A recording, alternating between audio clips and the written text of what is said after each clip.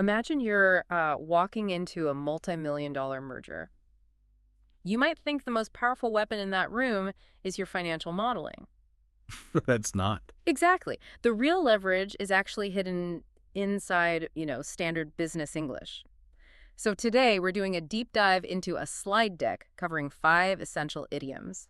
And for you listening, whether you're running a startup or navigating corporate politics, we aren't just defining these words. No, we're decoding them. We're looking at how to use them as strategic tools to control a room. Because language, well, it dictates power dynamics. Oh, absolutely. Yeah, when you use these specific phrases, you are actively shifting accountability, setting invisible boundaries, and forcing the opposition's hand without them even realizing it. So let's start with a classic. Take the lead. The deck uses the example of saying, I'll take the lead on coordinating the cross-departmental meeting. Which, on the surface, just sounds like volunteering to do the administrative heavy lifting. Right. Taking notes, sending emails. Exactly. But it's actually a stealthy power play. When someone says they will take the lead, they're establishing themselves as the central node of information. Okay, I see where you're going with this. Yeah, whoever controls the communication flow between departments, well, they ultimately control the project's entire direction. You aren't just doing the work, you're claiming the territory. But claiming that territory instantly puts a target on your back. I mean, the moment you take the lead, you hit resistance from other departments protecting their own budgets. Oh, definitely. It's inevitable. So how do you defend that new ground? You stop accommodating.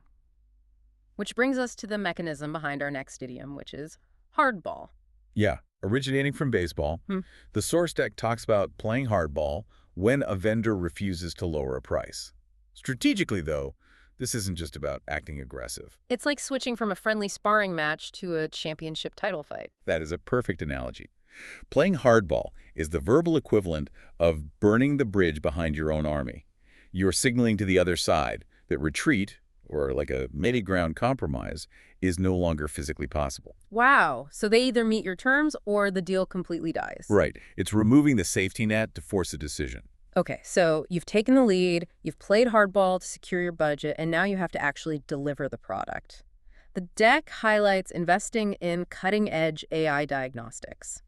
Now, I have to push back here. Okay, go for it. Isn't cutting edge just the most overused corporate buzzword for, well, something shiny and new? I mean, if a company uses it to describe a minor software update, yes. But strategically, true cutting edge is fundamentally different from state-of-the-art.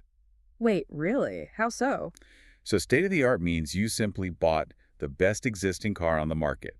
Cutting edge means you are absorbing massive R&D risk to invent a completely new engine. Oh, wow. Yeah, it's a declaration of dynamic, active breakthroughs at the absolute frontier of your industry. But taking on that massive R&D risk is insanely expensive, which creates a bizarre paradox with our next phrase, reinventing the wheel.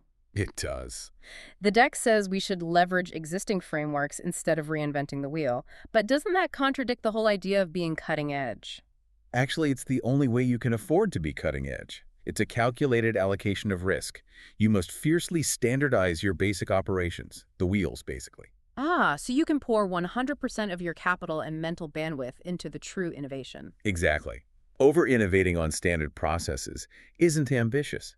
It's a strategic failure that drains the resources you need for the actual blade. Which perfectly sets up the final reality check, because Yeah. when you operate on that sharp edge, things inevitably break. They always break. Yeah. The deck uses the example of a gear design prototype failing a stress test, sending the team back to the drawing board. And that phrase is actually a psychological discipline mechanism. Going back to the drawing board is the refusal to accept sunk costs. So it means resisting the overwhelming urge to apply a messy patch to a fundamentally flawed prototype. Right. You are publicly wiping the slate clean and starting from zero. It requires a brutal level of humility to kill your own darling like that.